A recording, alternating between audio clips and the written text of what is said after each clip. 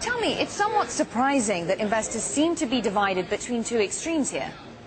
Well, in a way, but really I think that it's quite a sensible way of looking at things, that in the long run, either the euro is going to break up or it is likely to move towards closer fiscal union, and that's very much the message that we're getting from the survey, with 60% of people favouring the fiscal union and only 24% favouring breakup. But I think that, frankly, that's a very sensible way of looking at it. All right, and of course, as you say, a much greater number believe that fiscal union will eventually take place. Sure. Nevertheless, you do have two completely different scenarios here and nothing in between. So what does that tell us? What does that tell us about the stark choices facing Eurozone politicians right now? Well, I think it just makes the difficulties they're facing very clear, that it's extremely difficult if you are, let's say, a German politician, to go to the German public and say, look, we need the euro, and what it's going to take in the longer run to maintain the euro is political union with all of these countries that perhaps the German electorate does not think they would ideally be linked quite so closely with. So, frankly, I think in the short run, it's consistent with the tensions we're seeing. It's consistent with the very difficult political problems facing the politicians. But on the other hand, in the long run, I think it's a reasonably favourable outcome, that most still think that the euro will survive. Well, 60% of equity investors in your survey also see euro area banking issues as the greatest threat to their markets. Where do their concerns specifically lie?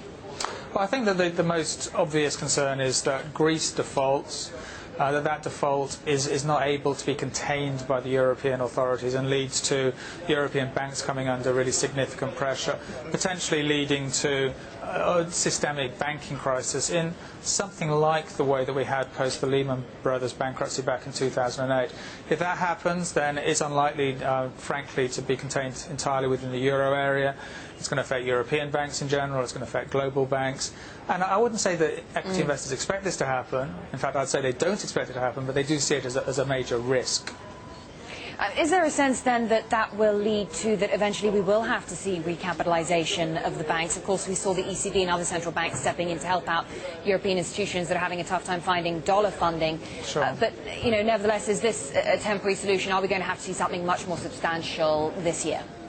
I think, we have already seen quite a lot of recapitalisation of European banks. It varies dramatically across the different banks, but some extra capital raising by some of the banks, I think, probably is relatively likely. Our view is that the exposure of the European banks to the Greek problems in isolation is manageable. The real problems would come if there was contagion to other government bond markets in the rest of the euro area.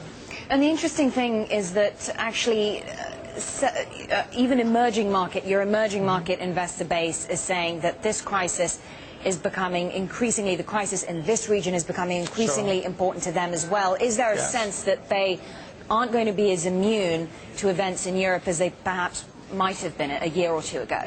Yeah, I think that is the worry, that so far, in a way, it's been remarkable how contained the European issues have been. Only 3 months ago, for example, the biggest threat facing global equity markets, according to our survey then, was weak growth, and particularly weak growth in the States. So far, really the problems have escalated, but they've been contained within Europe.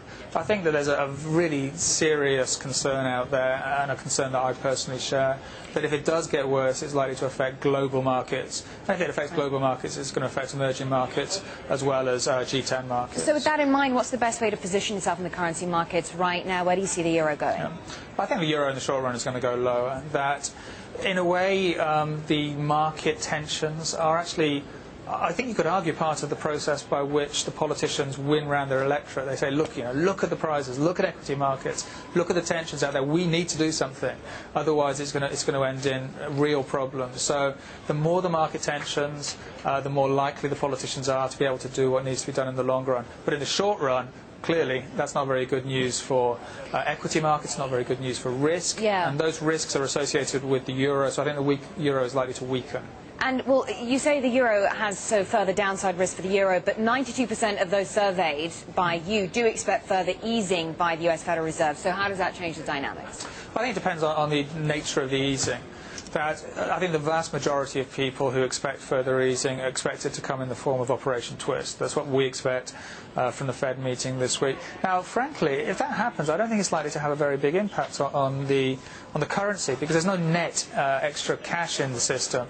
It's all about which part of the government bond curve the Fed is buying, which part it's selling. So I think the currency implications are limited, and therefore the implications for the dollar are very limited. What would affect the dollar is if there was a further bout of quantitative easing. But really, quite a few of our survey respondents expect that to happen. Only around a fifth of people expect further QE. Thanks again for joining us today. Thank Paul you. Robinson, Head of FX Research at Barclays Capital. Good to talk to you.